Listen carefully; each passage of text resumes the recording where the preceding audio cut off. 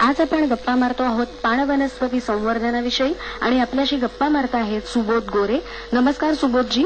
नमस्कार. कार्यक्रमामध्ये तुमचं पुन्हा एकदा स्वागत करते. धन्यवाद. आणि श्रोत्यांना सगळ्यात पहिल्यांदा आपण असं सांगूया की ॲक्वेटिक प्लांट किंवा पाणवनस्पती संवर्धन म्हणजे नेमकं काय हो?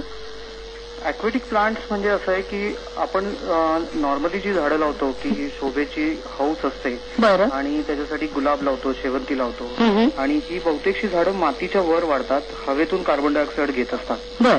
परंतु पाण वनस्पती आपण त्यांना म्हणतो की जी पाण्याच्या आतमध्ये किंवा पाण्याच्या सरफेसवर म्हणजे पृष्ठभागावर वाढतात. बरं. आणि पाण्याचं सानिध्य त्यांना नसेल तर ती मरून जातात. बरं.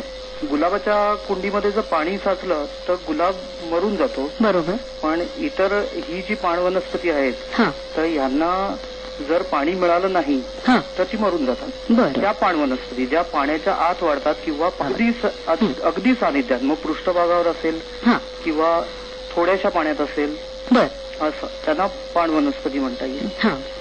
आणि आता म्हणजे आपण ज्याच्याबद्दल गप्पा मारतो आहोत, म्हणजे जसं सुरुवातीच्या प्रस्तावनेमध्ये मी सांगितलं की आता मुंबईसारख्या ठिकाणी लोकांना खूप आवडतं झाडं लावायला वेगवेगळ्या प्रकारची. बरोबर. त्याच्यानंतर छोट्याशा तरी 4-5 कुंड्या आपल्या घरात असाव्यात असं वाटतं. पण आपलं धक्काधक्कीचं जीवनमान लक्षात घेता किंवा मुळात आपल्याकडे इतकी जागा नसते, एवढी माती आपल्याकडे नसते. त्यामुळे मग ह्या सगळ्या गोष्टी अनेकदा आपल्या मनातच राहून जातात. तर आता याच्यामुळे म्हणजे पाणवनस्पती या ज्या आहेत त्या आपण तशा आपण जर लावण्याचं ठरवलं किंवा त्याचं जर संवर्धन करायचं ठरवलं तर आपली ही हौस थोड्याफार प्रमाणात निश्चितच पूर्ण होऊ शकेल, नाही का? तर आता म्हणजे इव्हन माझंही असं झालं की पूर्वी मी शोभेची झाडं, परंतु झाडांना ऊन मिळेना, आजूबाजूला उंच बिल्डिंगी झाल्या, मोठी झाडं झाली. बरोबर. तर त्यामुळे मी शेवटी पाण वनस्पतींकडे वळलो. आणि ह्या पाण वनस्पतींचा हा छंद आहे, हा अगदी छोट्या जागेतही होऊ शकतो. हौस ज्या माणसाला आहे आणि हे करायची इच्छा आहे आणि ज्याला 1 फूट 2 फूट 3 फूट अशी छोटीशी टँक ठेवायची त्याच्याकडे शक्यता आहे आणि छोटं मोठं त्यातनं काही नवीन शिकायचं आहे आणि घरातल्या घरात हिरवळ पाहायची आहे अशी ज्याला इच्छा असेल तर असा कोणताही माणूस हे अगदी सहजरित्या करू शकतो. त्याच्यामध्ये फार किचकटता नाहीये, परंतु पुस्तकं आणि इंटरनेट याच्यावर जी काही आर्टिकल्स आहेत त्याच्यामध्ये खूपदा खूप क्लिष्ट करून दिलेलं आहे आणि योग्य मार्गदर्शन करायला कोणी नसल्यामुळे लोक सुरुवात करतात आणि अर्ध्यावर सोडून देतात. बरं. पण तुम्ही आता सांगितलं की शेवटी तुम्ही पाणवनस्पतींकडे वळलात. म्हणजे अनेकदा असा अनुभव आपल्याला येतो की आपण हौसेने झाडं लावतो आणि मग 4 दिवस पाणी घालतो आणि नंतर पाणी घालायचं राहून जातं किंवा मग आपल्या बिल्डिंगचं बांधकाम सुरू होतं किंवा काहीतरी पिलरचं काम होतं आणि मग सिमेंटमुळे त्या सगळ्या झाडांची पूर्णपणे वाताहत होते आणि मग आपल्या मनाला वाईट वाटतं. मग श्रोत्यांना तुम्ही असं सांगा की हा जो छंद आहे तुमचा याच्याकडे तुम्ही कसे काय वळलात? म्हणजे मी जसं सुरुवातीला म्हटलं की पहिल्यापासून मला जमिनीवरच्या झाडांचा म्हणजे उदाहरणार्थ गुलाब आहेत किंवा शेड लव्हिंग प्लांट्स आपण ज्याला म्हणतो, सावलीत वाढणारी झाडं किंवा कॅक्टस, सक्युलंट्स यांचा छंद होता. परंतु जागेच्या अभावी आणि त्यांना रोज पाणी घालायला लागत असल्यामुळे तो छंद जोपासणं कठीण होत गेलं.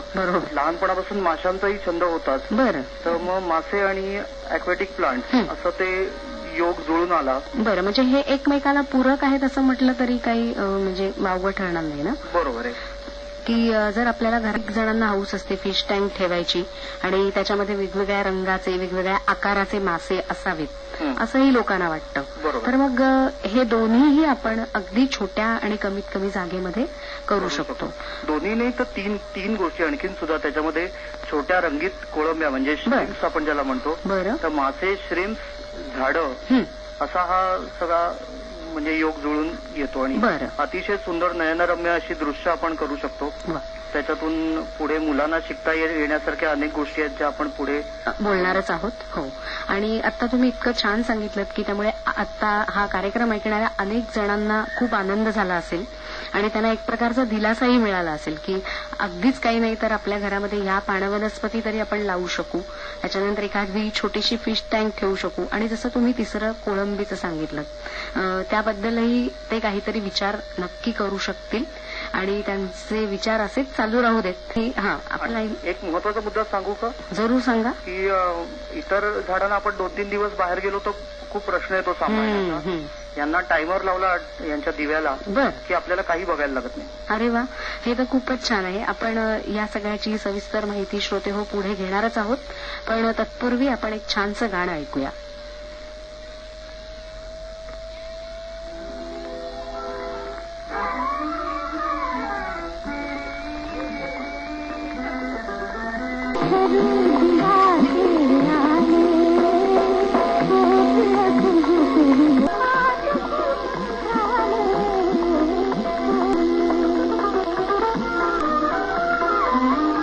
आपण ऐकत आहात संध्याकाळच्या गप्पा, आणि आजच्या कार्यक्रमात आपण गप्पा मारतो आहोत पाण वनस्पती संवर्धनाविषयी, आणि आपल्याशी गप्पा मारत आहेत सुबोध गोरे.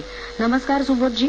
नमस्कार. आता जे गाणं आपण ऐकलं, कोकिळ कुहू कुहू बोले तू माझा तुझी मी झाले, तर ह्या कोकिळेला सुद्धा जेव्हा मोहोर येतो आंब्याला, वसंत ऋतूमध्ये झाडाची पालवी फुटलेली बघून कोकिळ पूजन करतो असं सर्वसाधारणपणे आपण म्हणतो. तर आता ह्या ज्या पाण वनस्पती आहेत ना, त्या पाण वनस्पतींची अशी काही वैशिष्ट्य आहेत का की ठराविक म्हणजे ऋतुमानामध्ये त्या बहरतात? नक्कीच. तर ती जरा श्रोत्यांना सांगा.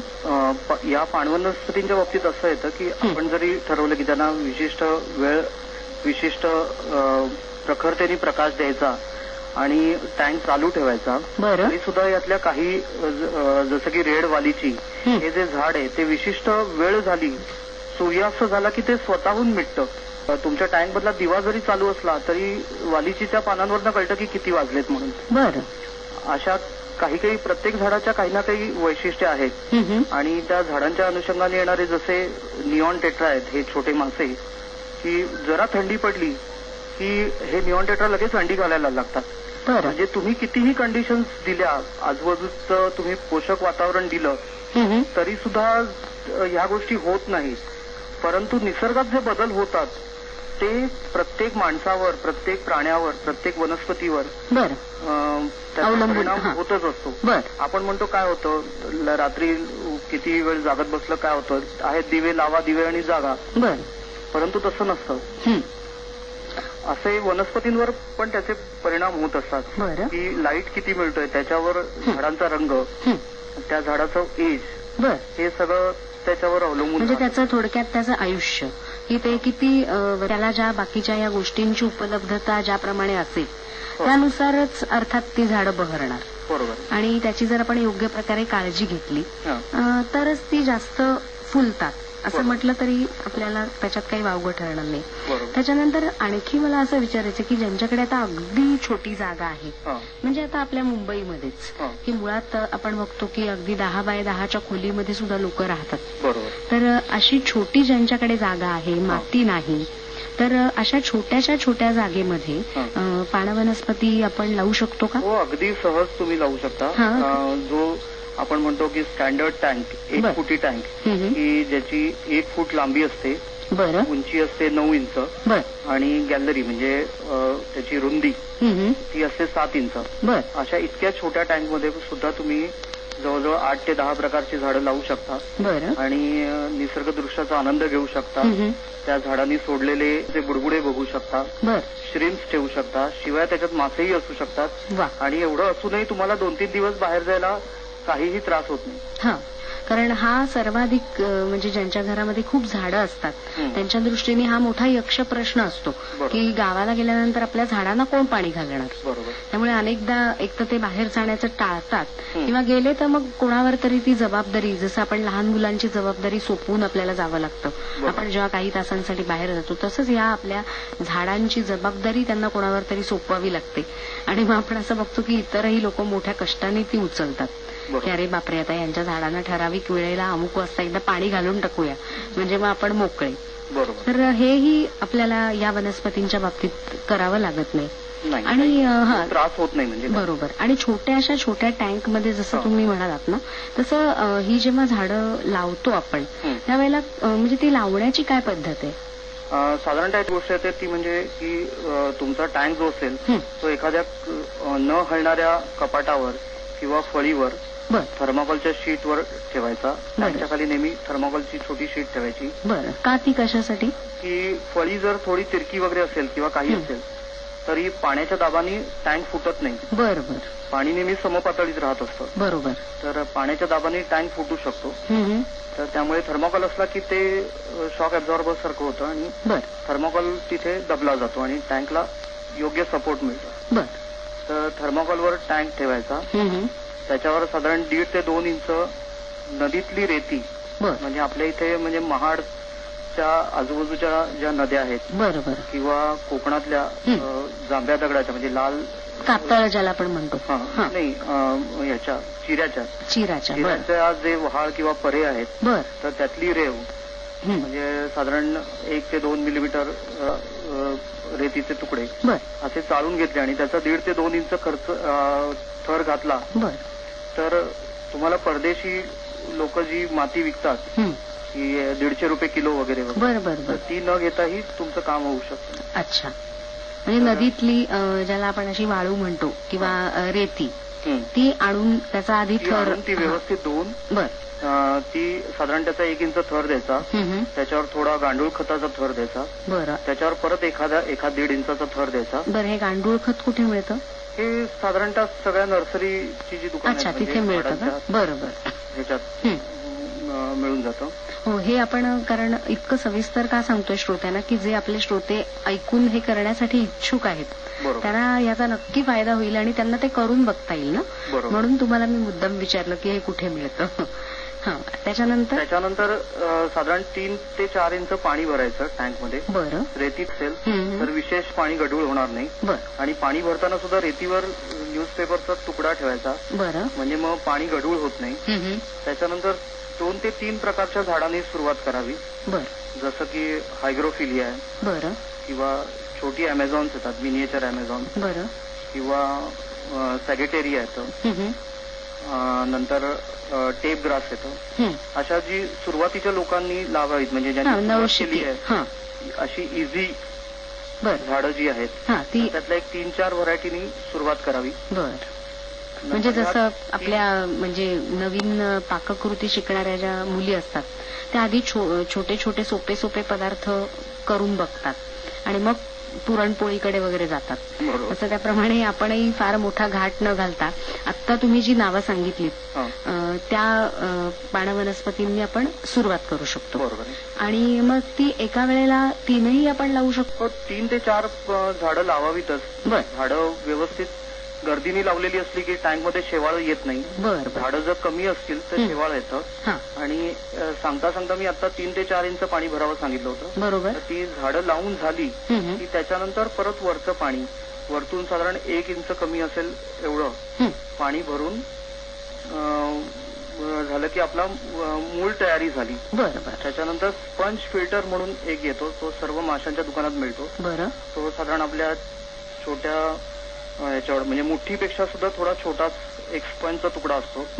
आणि त्याला ऑक्सिजन पंप जोडलेला असतो. तर तो स्पंज फिल्टर त्याच्यात लावून तो चालू करून एखादा दिवस ठेवून द्यावं. आणखी याच्यात पुढे आपल्याला कार्बन डायऑक्साईड प्रोव्हाइड करायचा आहे. वेळ असेल तर मी ती कृती आता जरूर सांगा, कारण त्याच्याशिवाय म्हणजे कशी त्याची वाढ सुरू होईल हे कळणार नाही ना श्रोत्यांना. जरूर सांगा. आता ह्या झाडांना आपण कृषी प्रोव्हाइड केल्या. बरोबर. आता पाण्यामध्ये जो कार्बन डायऑक्साईड असतो तर तो पुरेसा नसतो एवढ्या झाडांच्या वाढीसाठी. आपण अगदी दाटीवाटीने झाडं लावणार असतो. तर त्यामुळे जसं ग्रीन हाऊसेसमध्ये कार्बन डायऑक्साईड झाडांना प्रोव्हाइड करतात. बरोबर. तर तसाच आपणही एका साध्या पाण्याच्या बाटलीमध्ये यीस्टचे एक 8-10 गोळे, नंतर अर्धी वाटी साखर आणि अर्धा लिटर पाणी असं जर एकत्र करून ठेवून दिलं तर साधारण 5 ते 6 तासानंतर त्याच्यातून कार्बन डायऑक्साईडचे बुडबुडे यायला लागतात. हे बुडबुडे आपण एका नळीमार्फत टँकमध्ये सोडायचे की त्या झाडांना श्वसनासाठी अधिक वायू मिळतो. कारण श्वसन जास्ती चांगलं होतं, वेगाने होतं. जसं आपण प्राणायाम केल्यानंतर आपल्याला ऑक्सिजन चांगला मिळतो. बरोबर. तसं झाडांना कार्बन डायऑक्साईड चांगला मिळाल्यामुळे त्यांची वाढ झपाट्याने होते आणि अगदी ती सशक्त राहतात. आणि कोणतेही रोगही येत नाही. बरोबर. याला फक्त थोडा थांबायला पाहिजे की एक साधारण आठवडाभर निदान 5 ते 6 दिवस तरी कमीत कमी जायला पाहिजे. बरं बरं. आणि हे जे आता तुम्ही इतकं छान सविस्तर सांगितलं श्रोत्यांना, तर ही सगळी आपली जी मांडणी आहे ती करण्यासाठी म्हणजे जमवाजमव आणि तो पंप वगैरे आणायचा, ह्याला अंदाजे किती खर्च येतो? हे अगदी जास्तीत जास्त म्हणजे अगदी जास्तीत जास्त रेती तुम्ही जर विकतची न घेता स्वतः मिळवलेली असेल तर 1000 ते 1200 रुपयाच्या आतच होऊन जाते. हे तिन्ही म्हणजे ही तिन्ही चारी म्हणजे टँक, शेड, त्याच्यावरच एक साधारण 11 वॅट किंवा 15 वॅटचा PLL लॅम्प. CFL शक्यतो लावू नये. बरोबर. PLL लॅम्प लावावा. बरं. म्हणजे हे सगळं 1000 रुपयापर्यंत 1000 ते 1200 रुपयापर्यंत हे म्हणजे याच्यात तुम्ही जर शेड स्वतःच पुठ्याची केली तर शेडचाही खर्च वाचतो. बरोबर. असं एक मित्राकडनं कोणाकडनं ओळखीच्यांकडनं झाडं घेतली तर तोही खर्च वाचतो. म्हणजे असं त्यात डिपेंड्स. पण तुम्ही सगळ्याच गोष्टी विकत आणल्यात तर 1200 रुपयापर्यंत होऊ शकतो. म्हणजे अगदी सगळंच आपण असं धरून चालूया की नवीनच अगदी करायचं असेल कोणाला तरी 1200 रुपयापर्यंतच हा खर्च आहे. हा 1 फुटी टँकचा. 1 फुटी टँकचा. पण त्याच्यात सुद्धा इतक्या 3 व्हरायटी त्यांना मिळू शकतात ना, जे तुम्ही सांगितलं 3 ते 4 प्रकारची झाडं त्याच्यामध्ये येणार. पाणवनस्पती नाही, आपण नंतर आणखीन पण जास्ती लावू शकतो. बरोबर. पण सुरुवातीला अगदी लावू शकतो. पण सुरुवातीला 3 ते 4. मग त्याचा सुद्धा खर्च 1000च्या घरात आहे म्हणजे काही विशेष नाही. म्हणजे ते सगळं 1200 रुपयामध्ये होऊन जातं. तर याविषयी आपण आणखी गप्पा मारणारच आहोत श्रोते हो. पण आता मध्ये आपण एक गाणं ऐकूया.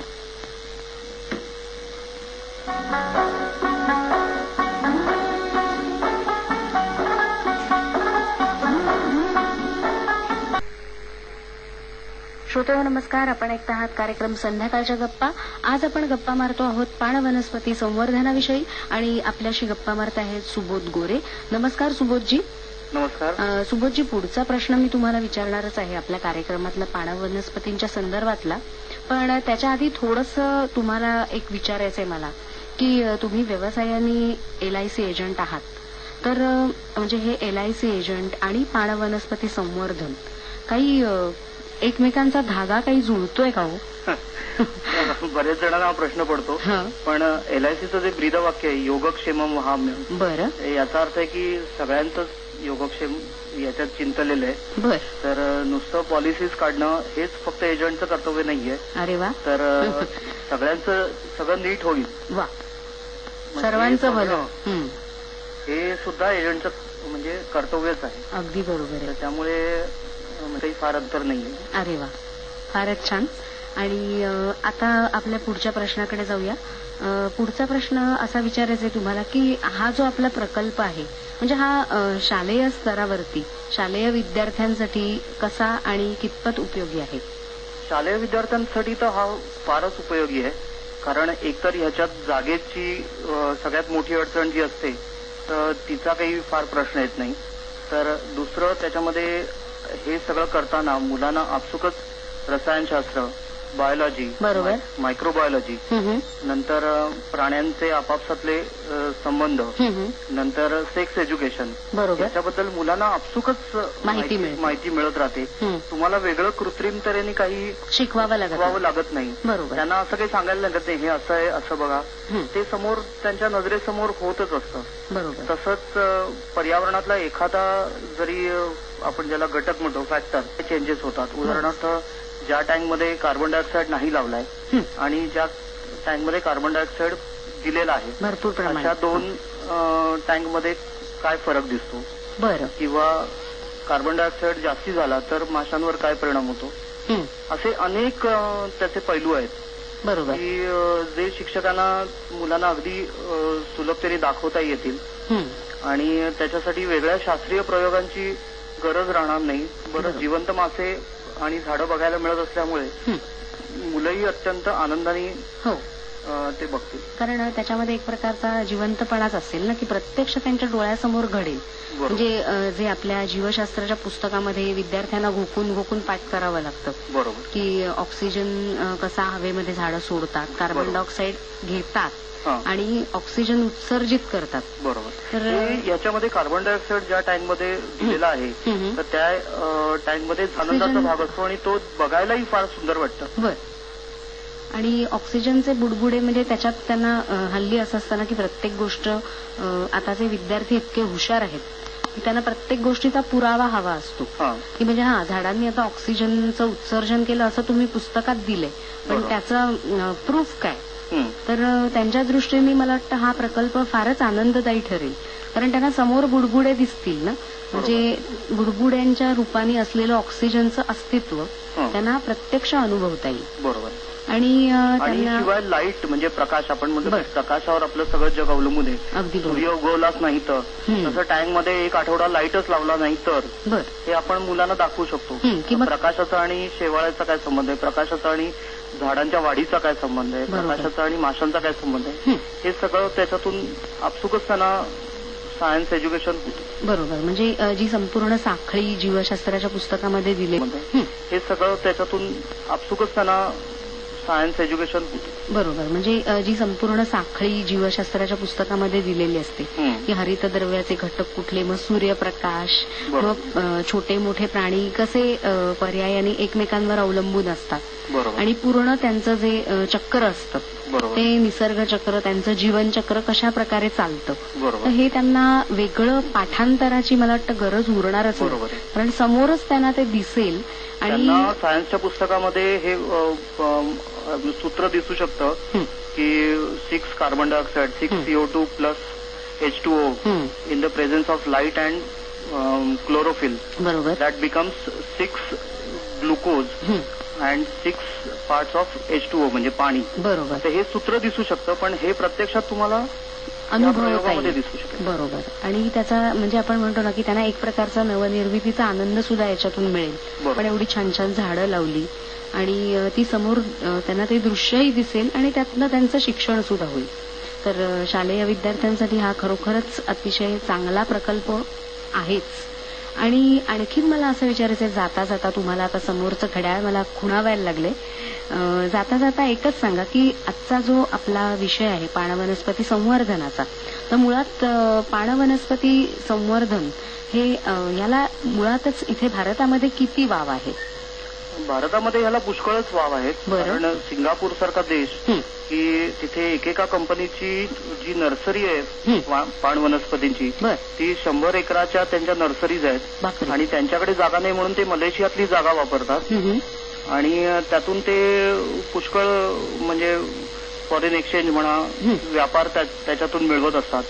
जर्मनी सारख्या ठिकाणी त्यांच्यात पुष्कळ संशोधन टिश्यू कल्चर क्रॉस ब्रीडिंग जाती नवीन तयार करणं आणि आपल्या इथे म्हणजे हा विषयच अजून कोणाला माहिती नाहीये तर त्याच्यात पुढे काही होण्याची म्हणजे सध्या तरी काही आतापर्यंत नाहीये. याच्या पुढे पुष्कळ त्याच्यात वाव आहे. म्हणजे वित्तीय संस्था यांनी जर पुढाकार घेतला तर याच्यात खूप काही होऊ शकेल. बरोबर. खूप मोठा म्हणजे बिझनेस अपॉर्च्युनिटी म्हणतो आपण.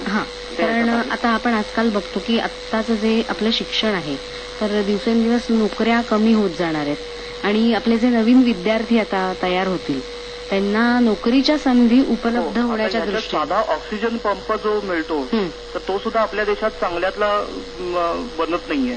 इतकं साधं उपकरण. तर ह्याच्यात नवीन उद्योजक आले तर त्यांच्यासाठी अनेक अशा प्रकारच्या त्याच्यात ऑपॉर्च्युनिटीज आहेत. बरोबर. आणि त्यांना हे चॅलेंजच असेल ना की ही सगळी उपकरणं बनवणं आणि त्यातून हा प्रकल्प यशस्वी करणं. म्हणजे थोडक्यात आपण असं म्हणू शकतो की हे जर नवीन लोकांना यायचं असेल तर त्याच्यासाठी त्यांना अनेक प्रकारच्या संधी उपलब्ध आहेत. थोडंसं त्याच्यासाठी त्यांना संशोधन मात्र करावं लागेल आणि थोडीशी मेहनत तर प्रत्येक आपण कुठेही गेलो तरी करावी लागतेच. आणि मुंबई युनिव्हर्सिटी किंवा दापोली कृषी विद्यापीठ याच्याकडून पण काही सोयी आहेत. बरं. मला स्वतःला ते जास्ती माहिती नाहीये पण काही सोयी आहेत असं मी ऐकलंय. बरं. म्हणजे ज्यांना खरोखरच याच्यामध्ये यायचंय तर ते त्याचा शोध घेऊ शकतात ना की कुठे कुठे अशा प्रकारच्या सोयी उपलब्ध आहेत आणि याच्यामधून आपण काय जास्तीत जास्त कसा स्वतःचा फायदा करू शकतो आणि इतरांनाही त्याचा कसा बेनिफिट होऊ शकतो. म्हणजे आज जरी तुम्ही म्हणालात तसं इतक्या मोठ्या प्रमाणावर हा विषय लोकांना परिचयाचा नसला तरी उद्या मात्र तो नक्की होऊ शकतो. बरोबर. म्हणजे ह्याच्यासाठी जी उपकरणं तुम्ही जी वेगवेगळी सांगितलीत, म्हणजे तो टँक असेल किंवा अगदी ती रेती किंवा तो थर्माकोलचा तुकडा, म्हणजे हे सगळं वर्षांनी काही कंपन्या किट म्हणून बनवून सुद्धा बाजारामध्ये आणू शकतात. अगदी म्हणजे रेडी टू इन्स्टॉल. हा, म्हणजे की ज्यांना खरोखरच हे करण्याची इच्छा आहे आणि ज्यांच्याकडे जागेचा अभाव असला पण इच्छाशक्ती दांडगी असेल की घरामध्ये अशी आपल्या झाडं असावीत सुंदर सुंदर, तर ते असं करून पाहू शकतात. आणि हे जर म्हणजे शेवटी कसं असतं की कुठलाही नवीन प्रयोग करायचा असेल किंवा नवीन कुठलाही गोष्टीचा आपल्याला अनुभव घ्यायचा असेल तर त्याच्यामध्ये आपण जास्त आपल्याला त्याचा फापट पसारा नको असतो. तर हे सगळं एकत्रित स्वरूपात जर कुठे मिळायला लागलं तर लोकांना आणखीनच आनंद होईल. की जसं म्हणजे आपल्याला काही सगळं एकत्र मिळालं की रेडी नूडल्स मिळाले की ते करायला मजा येते. आपल्या इथे साधारणतः ह्या गोष्टी एकत्र मिळतात, फक्त लोकांना माहिती नसतं नक्की काय घ्यायचं. मग लोक आज हे घेतलं उद्या ते घेतलं करत राहतात आणि मग काहीतरी गडबड होते आणि मग शेवटी थांबवतात. मग तो प्रकल्प फसतो. माझ्या सुदैवात मार्गदर्शन चांगलं मिळालं. कोणाचं मार्गदर्शन मिळालं तुम्हाला? याच्यामध्ये मला बांद्र्याचं एक जे दुकान आहे नॉटिलस म्हणून, बरं, ते म्हणा किंवा माझे गुरु नितीश पटेल, बरं, यांचं अतिशय उत्तम मार्गदर्शन मिळालेलं आहे. म्हणजे ह्याच्यामध्ये थोडंसं योग्य मार्गदर्शन जर लोकांनी घेतलं आणि त्यानुसार जर हा प्रोजेक्ट केला स्वतःच्या घरामध्ये तर तो नक्की यशस्वी होऊ शकेल असं आपण म्हणू शकतो. तर सुबोधजी, आज आपण या कार्यक्रमामध्ये सहभागी झालात. तुमच्या व्यस्त दैनंदिनीतून वेळ काढून आकाशवाणीच्या श्रोत्यांना या ॲक्वॅटिक प्लांट्सची अतिशय चांगली माहिती इतक्या कमी वेळामध्ये तुम्ही दिलीत, त्याच्यासाठी आकाशवाणीच्या वतीने अगदी मनापासून आपले आभार मानते. धन्यवाद. धन्यवाद. आणि हा कार्यक्रम आज ज्या श्रोत्यांनी ऐकला असेल त्यांना सुद्धा नक्की वाटलं असेल की आपल्या घरामध्ये अशा प्रकारच्या पानवनस्पती असाव्यात आणि त्यांनी सुद्धा त्या दृष्टीने नक्की प्रयत्न करायला आता सुरुवात माझी खात्री आहे. सुबोधजी, पुन्हा एकदा आपले आभार. नमस्कार. धन्यवाद. श्रोते हो, मला या कार्यक्रमासाठी तांत्रिक सहाय्य केलं होतं स्नेहल नाईक यांनी आणि यासाठी विशेष सहाय्य केलं होतं आमचे कार्यस्थ अधिकारी श्री वालसन. आणि कार्यक्रमातली जी सुंदर गीतं आपण ऐकलीत ती मला उपलब्ध करून दिली होती श्री चव्हाण यांनी. बरं तर श्रोते हो, मी या सर्वांसह अर्चना दिनेश आता आपला निरोप घेते या सुंदर गीतातून.